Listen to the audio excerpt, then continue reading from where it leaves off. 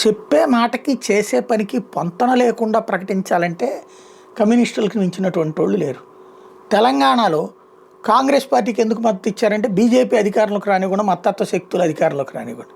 మరి బీఆర్ఎస్కి మద్దతు ఇవ్వడానికి ఏం బాధ? బీఆర్ఎస్ కూడా అట్లాంటిదే కదా. మరి అంతకుముందు బీఆర్ఎస్తో కలిసి తిరిగారు కదా. మళ్ళీ అకస్మాత్తుగా సీట్లు వచ్చేటప్పుడు కాంగ్రెస్ ఇస్తానంది, బీఆర్ఎస్ ఇవ్వనంది.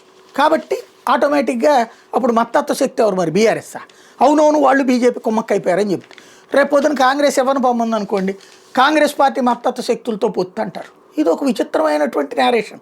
బీజేపీ బూచిని చూపెట్టుకుని ఇలా తప్పులన్నిటినీ కవర్ చేసుకోవడం అన్నట్టు. Simple easy example.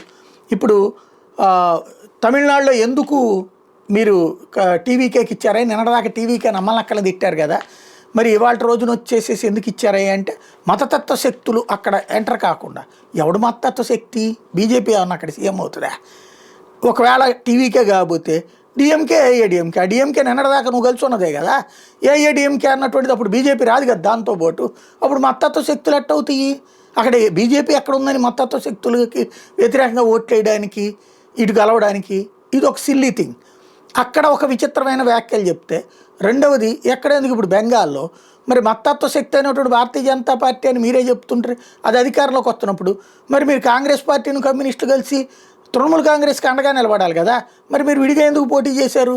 ఎవరి కోసం పోటీ చేశారు? అక్కడ మరి మతత్వ శక్తులే కదా అధికారంలోకి వచ్చింది.